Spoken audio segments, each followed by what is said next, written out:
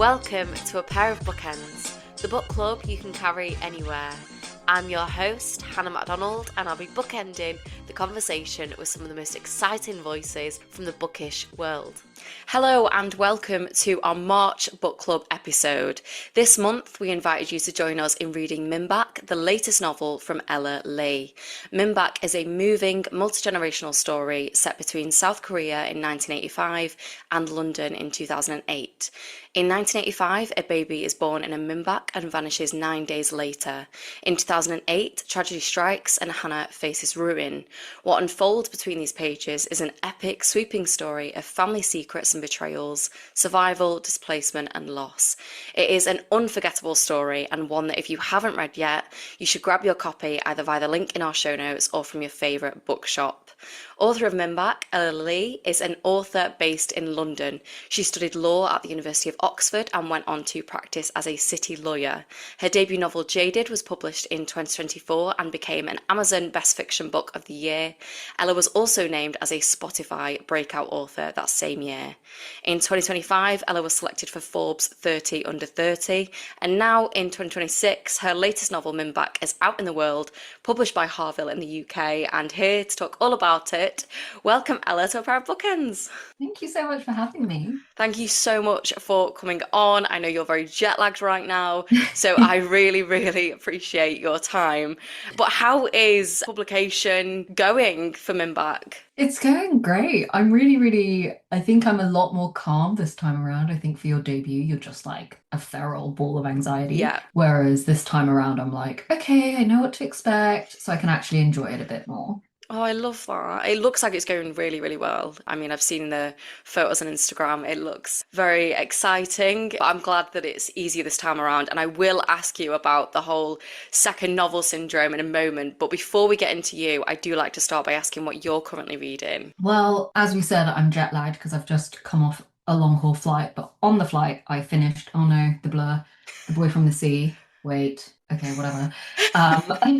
The Boy from the Sea by Garrett Carr, and I really loved it. I thought it was a really beautiful, tender story about a boy who is adopted in by a family and how his life sort of is shaped by this like uncertain start and how it affects the rest of his family. I thought it was really good. Oh, I love that. Is it a novel? It is. Yes. Yeah. Oh, amazing. I will have to add that to my list. You just mentioned the fact that this has been an easier release into the world this time around with Minback. And as I said, I do want to ask you about second novel syndrome because I was listening to you on BBC Radio 2's Book Club podcast. And I think you said in that this wasn't the easiest journey in terms of the writing process. Could you tell us a bit about that? Yeah, so I wrote my first novel, Jaded, super fast. I think part of it was just when you write your debut, you're just like so excited. And Yeah. also it was COVID, so I just had so much more time. And I guess I just sort of expected I could do that again or that I could replicate that experience. So I wrote another book super fast. It was sort of the same storyline as what ended up being Minbag. But it just was like, once I finished writing it, it just wasn't good. It was so distant. It was really impersonal.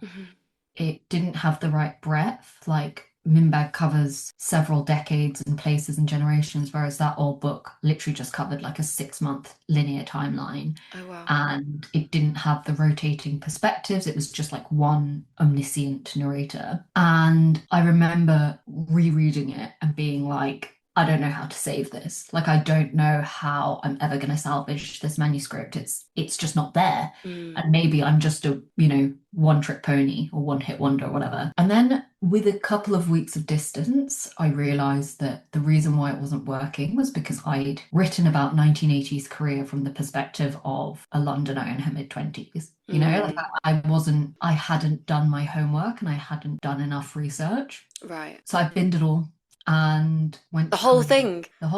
Then started again, went to Korea several times over 4 years and interviewed tens of people, met activists, professors, people who lived through the time, and I just really rebuilt the story from the ground up. And when I started talking to real people and hearing their perspectives rather than imposing my own construction of Mm. 1980s Korea onto the book, I feel like it really came alive. I mean, it is an incredible book, and I absolutely loved it.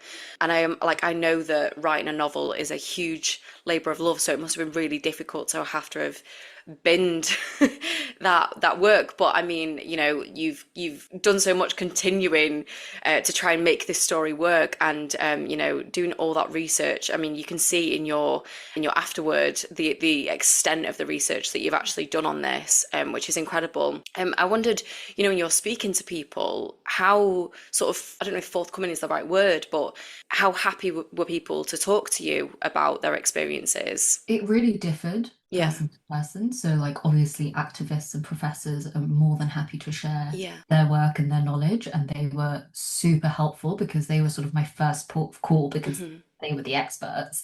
And it was sort of brilliant speaking to them because they would then refer me to somebody else that I Oh, was able wow. to speak to. And then I sort of came with a recommendation. So I didn't really meet anyone who wasn't willing to, speak to me, Hmm. nor would I ever try and, coax information out of somebody who Yeah. didn't to give it. What I will say is that obviously I do speak Korean, but I found that particularly interviewing Korean speakers was stretched my language ability to like further than I ever thought possible because, you think, oh, being able to speak a language is all you need, but actually so much of it is gestures and humor and Mm. nuance and all these body language and all these things that I, having never lived in Korea, took a real like adjustment for me. I also think it helped that I never recorded any of them. I wasn't, because, I'm not writing a nonfiction book. I don't Yeah. need to cite them necessarily. So Yeah. my priority was making them feel as comfortable as possible. Yeah. So I tried to kind of meet them in really casual settings, like a coffee shop or over lunch, and just kind of put them at ease as much as possible. Yeah, I mean, that's amazing that you did that, and you can really tell like the amount of work that you've put into this. I think it's really interesting as well, though, what you said about language and not understanding the sort of the gestures and things like that. I know there's a moment in the book where you're fluent in Korean. Well, I thought I was. I Well, thought I was, but I would now say I'm proficient in Korean. proficient. Well, I mean, there's a moment in the book where there's a missionary that's come to work at in the town that they live in, and he is referring to a woman at the market, and he refers to them completely wrong, and the woman that's with him is like, no, absolutely not, like that's not what you Yeah. say. It doesn't come across well at all.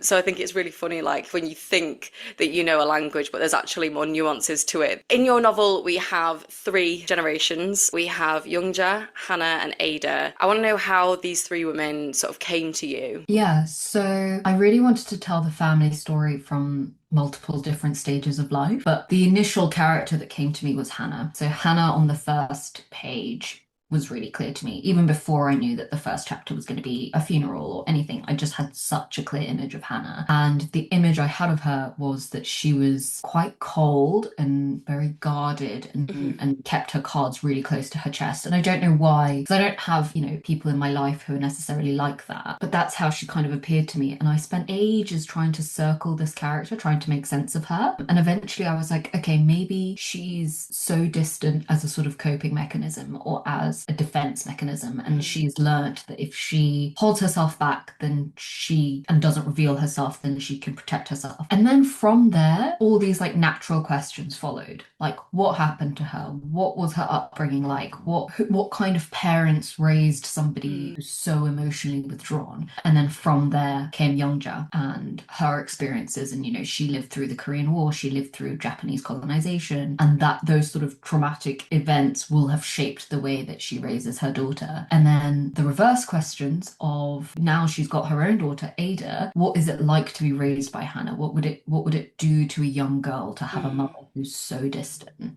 Yeah. And then from there, the sort of, the intergenerational stories of the rotating chapters between the women came quite naturally because I was like, I think it's quite important for them to sort of experience each event in the book slightly differently and see how things get so easily manipulated and so easily miscommunicated. Yeah, I mean, I love a story of mothers and daughters, so this was like the perfect novel for me. And I think, it's interesting with Youngja, as you mentioned, she's lived through a lot, and that obviously shapes her as a person, but it also shapes the way she maybe parents. And there's a moment where Hannah's like, how do I explain depression to somebody that's lived through what her mother's lived through, when for her, she's feeling depressed because, her husband's just died. And, there's actually an array of reasons that I have to be careful around because of spoilers. But, she's like, how can I explain that to somebody that has lived through such extreme, horrendous things? And I was really fascinated by their dynamic. And there is a moment that I want to quote, and it is Youngja's face opened like a sun shower for Ada, a tiny dart in Hannah's chest. She had a soft, secret need for her mother's arms, though she'd sooner bite off her own tongue than say she needed anything from Youngja. And I think with this family, it's not that the love isn't there, because it absolutely is. It's just that it's shown in a different way. And I wondered why you think that is. I think for me, it was really important to show that love is very much there. It's very present in the background. But this is the problem with generations and the miscommunication between generations, because the way Youngja shows love is through actions and protection, whereas the way Ada needs love is through basically words of affirmation, and she needs to be very explicitly told that she's loved. And I think that it's the family love, or love between family members, is one of the key points of conflict between generations, I think, because between generations your priorities are so different. And I think that manifests in how you show love, and then it sort of manifests in sort of, I guess, what you need from your family members. I don't know, particularly eloquent, but no, that makes complete sense. I do think it's fascinating, the sort of generational divide, and like how people parent. I don't know how to explain it, but I mean, like how my nana parented my mum would be completely different to how my mum parented me, and then the way I parent will be totally different. And it's because you sort of learn from how you were parented, and obviously the acceptable way to parent sort of changes in terms of society. When I was younger, it was much more acceptable to sort of give your kid a smack, whereas now it maybe wouldn't be. So there's like differences like that, which I find really fascinating. And I've obviously grown up in the UK, and I've got a British family, and they will say like, oh, back in my day, like this was how you'd be, and I'm like, yeah, okay, just because that's how it was then doesn't make that acceptable now. So I always find the differences like really interesting, and I found really interesting in this book Hannah's observations on Westerners' ability to become personal so quickly. Because that might also be a generational difference, but I think in this it was really focused on how different Westerners sort of approach the things they share with people. And in this moment, you write, Hannah had learned that Westerners could be so candid, laying bare their intimate details for the world to see, recycling their shames into triumphs. And I was so fascinated by that observation, because I feel like in the UK, people are so eager to kind of brush their problems under the carpet. And there's obviously the whole sort of stiff upper lip stereotype, but sort of observing the characters in this novel that live in South Korea, it felt like it was taking that to a whole other level. It was like they'd mastered the art of sort of holding things in and leaving things unsaid. And I wondered where you think that sort of comes from. So there's a very, very Korean emotion that is sort of intangible with Koreanness, and it's called Han. And Han is basically encapsulated by a feeling of silent grief, essentially. So if you're feeling Han, you feel deep injustice, deep regret, deep sorrow over your circumstances, but it's also circumstances that you can't change. So, for example, what happens in the book to Youngja and Hannah, they would carry a lot of Han about that. And that is a fundamentally Korean trait, that sort of idea that there are certain situations that you cannot control and that you will have to suffer in silence and live with it forever. And I really wanted to imbue the book with that feeling, and to kind of, as the reader is reading the book, get a sense of living with that sort of profound loss and having no outlet for it. Because I think for the West, even just structurally and economically, like you will have resources available to you. You know, Yeah. you have the NHS, you have a Yeah. welfare system. There are all these institutions that Hmm. are available to help you that categorically wasn't available in Korea. Yeah. And so for someone like Youngja or like Hannah, all they have is to rely on themselves and their own family. Like there will be no sort of external help. Mm. And as a result, I think there's a real habit to kind of absorb any of your problems within yourself and just kind of get on with it. So when she meets Tim, who is her husband, and she finds that he's so happy to just like talk about everything bad that's ever happened to him, and he wants her to tell him and share all these things with him, she's like, no, why would I do that? Like, why would I reopen all these wounds when there's nothing to be done about it? And I really wanted to show that sort of contrast. And then when it comes to her daughter, Ada, again, it's the same thing. She can't provide what Ada needs in terms of emotional support because she literally doesn't know how else to process things. I think it was really interesting to look at Hannah through the eyes of Ada, because I mean, I don't really know any sort of daughters that don't sort of look to their mother with a kind of fascination, and they, observe them very closely, and she definitely does that. And obviously at the start of the novel, Hannah has just lost her husband. She's sort of newly widowed at 40, and I think Ada describes her mum in her grief as sort of immovable, and she's really fascinated by that. And she's like, well, if my mum is responding in this way, then I must also respond in this way, even though I'm wording this terribly, but I know there's a moment where she basically wants to be able to sort of crack Yeah. open, and she's just desperate for her mum to do the same, so that it then gives her permission to do that. And I thought that grief was very much at the core of this novel, in, it shows up in various ways. But then now you've mentioned that term, I wonder if it's that term that shows up as the core of this novel. What is the term called? I don't. Han. HAN. HAN. Yeah. Okay. Do you feel that was at the very core of this piece? Yeah, so my first novel, Jaded, has this really long passage about Han and about character Jade, who has a Korean mum navigating her mum's Han and kind of trying to wrap her head around it. Hmm. I didn't want to repeat that for Minbag, but I wanted the whole book to feel like that. And I Yeah. wanted, without giving too much away, I wanted the reader to really feel as trapped as the women do Mm. and feel because I think for us as sort of Western readers and modern day readers, it's very easy to read a book of, particularly a historical book, being like, well, why didn't they do this? And why didn't they do that? And, Hmm. why didn't they just go against convention? But I really wanted the reader to feel the sort of like suffocating atmosphere of having no choice and having no agency, which is part of Han, is sort of like living with things that you can't change or control. And yeah, when it comes to Ada, you're right. It's like she's just like, I'm so sad and I'm grieving the loss of my dad, but all I have is the example of my mum and she's not showing me anything. Yeah. So as a result, I need to, and that's again like how these behaviors travel between generations, is you Hmm. learn by example. Yeah, definitely. I do want to come back to Ada a bit later, but I want to ask you about shame. And I think the best way to talk about shame is through the fact that when the Minback is first opened by Youngja's husband finds it humiliating that they have to have a second business. Could you tell the listeners, first of all, what a Minback is, and sort of what it represents to this family and why they might find it humiliating? So a minbag is a Korean guest house.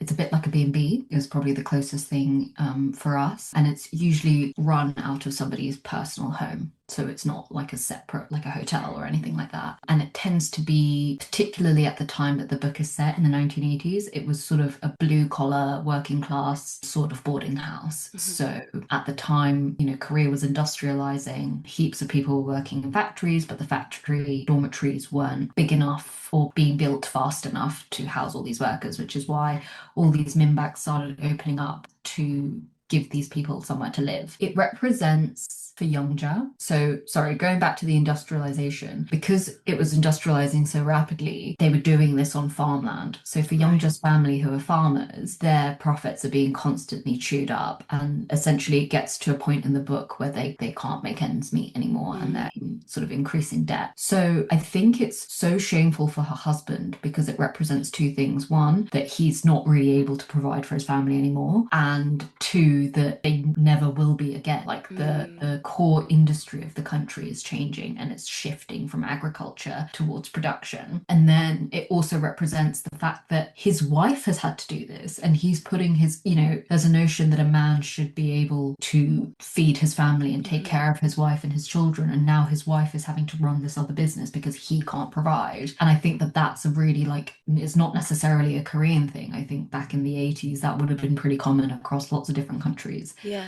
And I also think like your home is a sacred place, Mhm. like to kind of monetize your home and become a sort of domestic helper in your own home is pretty humiliating for anyone. Yeah, yeah, I think that's definitely a fair point. And I mean, having a Minback as the family business, as you said, it involves a lot of sacrifice, and it's something that this family, over the years and throughout this novel, are definitely no stranger to sacrifice. And there's also something that I was interested in, which is the need for appreciation of sacrifice, which Youngja is frustrated at one point that her sons don't show that appreciation. What would you say showing appreciation or gratitude sort of looks like to this family, and why does it mean so much to them? I think that's a really Asian thing, Right. or is this notion that your parents sacrifice X and Y Hmm. for you to do better. And you need to appreciate that and you need to make that sacrifice worthwhile. Mm. Even now, I think it's very common. When I got into law school, all my mum's friends congratulated my mum on her achievement, Oh, which wow. was me getting into law school. So I think your children are like direct representations of how hard you worked, Mm. and their success is your success, and sort of pass. And that's why, again, the generational structure of the novel really appealed to me, because when I went to Korea and I was interviewing people, there was so much emphasis on generations, Yeah.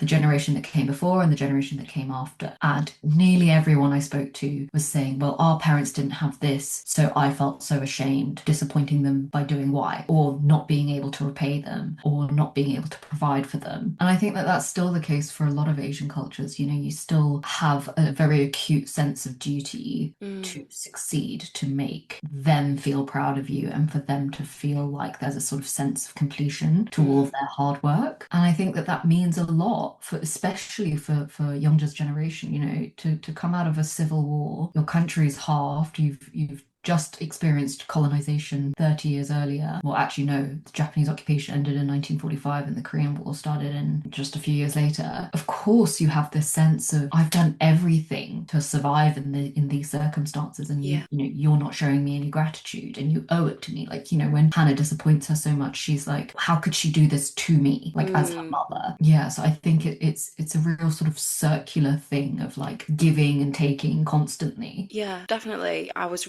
really fascinated as well in terms of that, the sort of differences and inequalities when it comes to gender, because I think I don't know if this is a fair observation to tell me if it's not, that girls and women are expected to be the ones that make the most sacrifices. There's a point where Hannah has to give up school in order to help at the Minback, and it's just to think that Youngja's husband is like, well, she's got to, and he says something like, because she talks about bringing their sons back from school, and he says something like men must look forward, or they can't look Mm. back, or something like that. And it was so wild to me that the expectation was just like, no, Hannah's the one that's not going to get to go to school, that's just accepted as is, whereas the sons were able to go and make a sort of life for themselves. I wondered, is that something that you found throughout your research? Is that something that you just kind of know to be true there? I think I sort of know it to be true. I Yeah. don't know if you've read Kim Ji-young, born 1980 something. I haven't read that, no. But that's basically,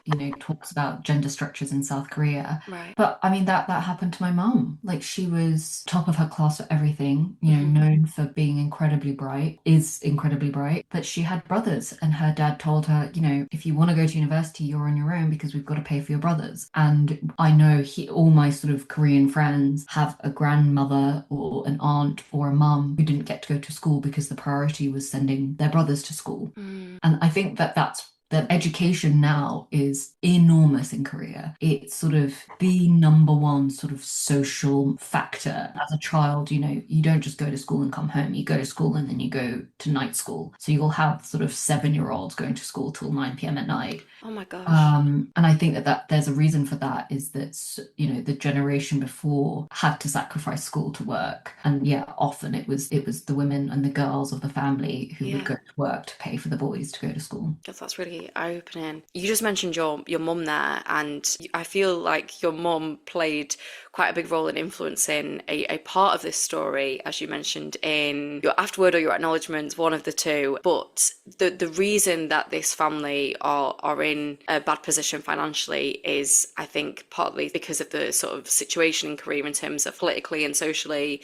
And the political situation there is pretty dire at this time, and it obviously has lasting impact and kind of repercussions. Could you tell us a bit about your mother's influence on this part of the story and what the political climate was like then? Yeah, so my mum, when she was 22, started her job as a reporter. So she was a journalist just about to graduate university, and the first day of her job was the 12th of December, 1979, which is an important date because that was the day that an army general carried out a coup across Mm, Seoul. And by the end of the day, basically, he had seized power of the country and became the dictator. And essentially, he would continue on to run a military dictatorship, most infamously known for the Gwangju Massacre of 1980. If you've read any of Han Gang's books, particularly Human Acts, she writes about the Gwangju Massacre and the aftermath because that's where she grew up, sort of in the aftermath of something like that happening. He wasn't the first military dictator. So the first mm, military dictator was Park Chung-hee, and he took power in 1961. So basically, from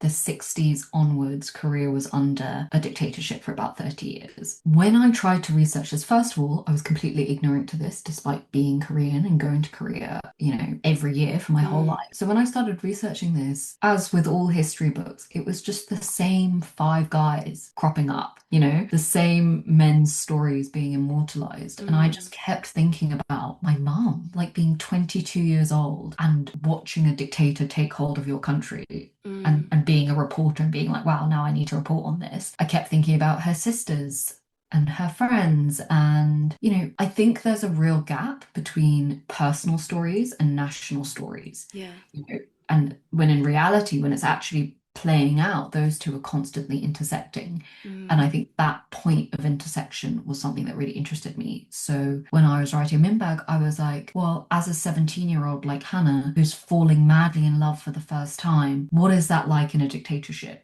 What is mm, it like to experience friendship and love and loss and regret and ambition and all these things whilst in this political climate? Because I think when we say words like authoritarianism and dictatorship and things like that, it kind of obscures the real life experience.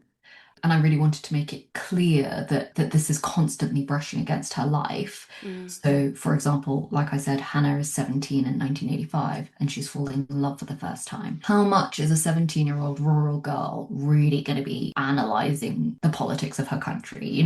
I made sure that for her, the political climate was just kind of brushing against her. So she mm, comes home for curfew, she hears sirens in the distance, her eyes water because of tear gas, but she's not really thinking about what's going on, in yeah. higher powers. By contrast, you have Youngja, who has lived through this for 30 years, and for her, it affects everything. It affects her Mm, business, it affects her family, it makes her really worried about her sons. It's a huge part of why all these workers come to stay in her minbag because they're basically, coming to work in the dictatorship's factories. mm. And so I really wanted to show that contrast of like how people at different stages of life experience the same sort of political climate. That I was think super long-winded. I'm no, sorry. no, it's really interesting because it's something that I know very little about, and I'm really glad that you've listed so many sources and books in your afterword because I do want to do further reading on this and I want to learn more. And I think the only book of Han Kang's that I've read is Greek Lessons, I think. Mm, So I definitely want to read Human Acts now that you've said that. I think in terms of this political climate, the censorship is a real issue issue, and you do explore that in your book. I wondered if you could tell us a bit about censorship and the sort of role that it plays in the politics of South Korea at this time. Would you say it's just at this time? Is it isolated, or would you say it's? I mean, Yeah, censorship. so Censorship is an issue globally, really, isn't it? But yeah. I mean, yeah, like all authoritarian governments, yeah, censorship is one of the major tools of control. That was also super informed by my mum. Obviously, as a journalist, she yeah, had experiences of censorship, and she said that basically every time they wrote anything, you had to drive it to the army compound and get it reviewed by the censor. And then they would, whilst it was getting reviewed, they would write up all these different alternatives of the same article mm, because they knew inevitably certain sections were going to be redacted. And it would be like a multi-process. So you would go back and forth. And obviously there's like no email at the time. There's no, it's physically taking a copy to the army compound, receiving something with all the like bits crossed out, and then having to retype it up, sending it back, getting it approved. And she also told me about how, journalists felt super conflicted. yeah, You're supposed to be reporting on the truth, and instead you're towing this sort of party line. So, for example, there were all these national demonstrations and protests mm, against the government and against the military dictatorship. And instead of writing 50,000 people came to protest, they would have to write like enemies of the state are infiltrating and causing disturbance, but the state clamped down and protected us all, kind of thing. mm, So she said that people kind of came up with all these like interesting methods to signal to the reader what was being hidden. So they would put an extra full stop or something like that, or like they'd leave sort of sentences unfinished by accident, but okay, actually okay, it was to show that something had been redacted. right, But doing that was really dangerous. yeah, And a lot of them kept their uncensored drafts hidden. And again, if you were found, that was super dangerous. But I think, even now when we look at the US and we look at, the age of fake news and the yeah, age of all these different media companies kind of taking super biased stance mhm. on global issues, I think censorship is still a very like alive and kicking issue. Massively, yeah, yeah, definitely. I mean, at the end of the day, they're just trying to do their jobs Mm. and report on things accurately. That's an important thing to do. But yeah, it must. I mean, it must be so frustrating for anybody that has to do that. And you're right, it is an ongoing issue. There is also another sort of disturbing element of your novel, which is the sort of lesser known facts of Korean history, and that is the unregulated adoption industry, which I found deeply affecting. I'd not come across this before, and I thought you handled it so well and with such great thought and care. But how did you first come across this story? I think I've known about it for a really long time. Okay. It's kind of been in the Korean news. And also, when we're talking about 200,000 children being taken out of Korea, Hmm. inevitably that means 200,000 families living without one of their children. Mm. So it was always sort of in the background. Like there were people we knew, there were people friends of friends knew, and things like that. But yeah, for listeners, essentially the military dictatorship developed the single most efficient and deregulated adoption industry in the world, which led to about 200,000 children being sent out of Korea to be adopted predominantly into the United States, but also to Scandinavia and to France and Australia. It started off as an emergency response to the Korean War, because obviously children were genuinely orphaned in the Korean War. But by the 1980s, when the book is set, it had evolved into an industry, and it had evolved into something on a very large, serious scale. We're talking at its peak 500 children a week being shipped out. And by the 1980s, the four major adoption industries had developed an overwhelmingly sophisticated infrastructure to source as many children as possible. By that, I mean they had hospitals on the books, they had midwives, obstetricians, gynecologists, orphanages, maternity homes, fingers in every pie to pressure, coerce, convince women to give up their children. And in many cases, some women didn't consent and weren't even aware of their child's adoption. There are stories of women being told that they'd given birth to a stillborn child when in fact, it had been taken or stolen and sent for adoption. That's There are horrendous. stories of women getting divorced. And so in Korea at the time, if you were divorced as a woman, you had no parental rights. The father got full custody. So the father just giving up the children for adoption without the mother's consent. So essentially, what I'm getting at is a significant number of these children were adopted under very unethical and even fraudulent circumstances. And yet, even to this day, South Korea is the longest and largest provider of children into international adoption in history. I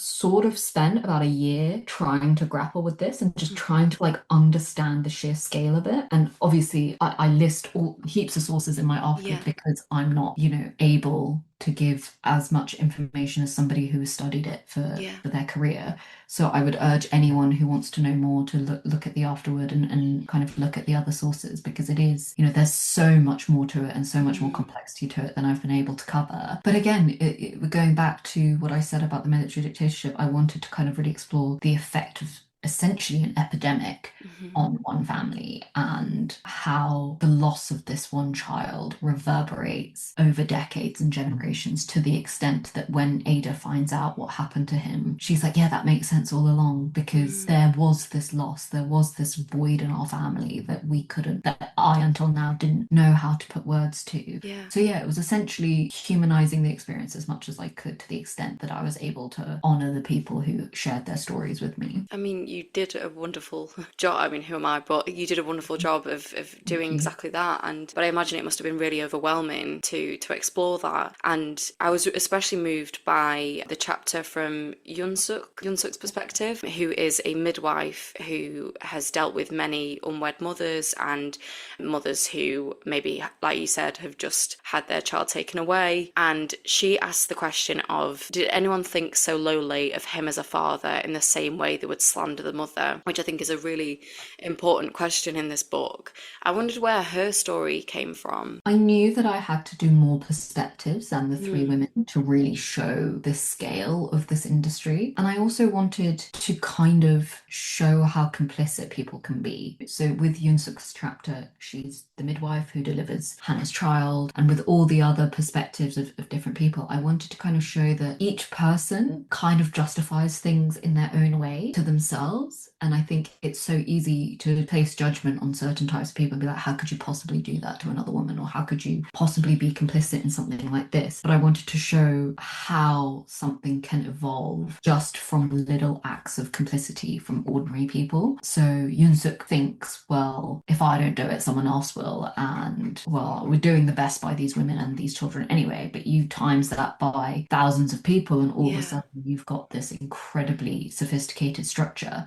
And I think that it was important to me to show those perspectives as well. I mean, it's really interesting that you said that you wanted to show complicity because I hadn't even perceived her in that way. I don't know how to describe it. I hadn't felt a certain type of way about her. I'd just obviously been looking at these women through her eyes and thinking that she kind of understood them and she felt empathetic towards them. And maybe she does, but you're right. There is a definite element of complicity in that. Yeah, you've just made me think of that completely differently. I feel like we're running out of time, and I really want to ask about Youngja's story because later in life she is living with Hannah and Ada, as she obviously needs to be cared for, and she's fallen ill with, I don't think it's explicitly said what the illness is, but it feels similar to Alzheimer's. And I wondered what drew you to sort of exploring Youngja's illness. Yeah, so I don't name it, but yeah, Yeah. it's either advanced dementia or Alzheimer's. Yeah. I wanted to kind of really explore memory as a theme. And I think having her kind of losing her grip on her memories was an interesting way to do that. I find memory so interesting just because of how unreliable it is. We tend to think of our memories as these sort of objective records of what happened, but actually over time they bend and they shift, and all of us are guilty of maneuvering them to fit our own narratives and to validate ourselves. Mm-hmm. And I especially think that that's true within families. Like we let misunderstandings take root, we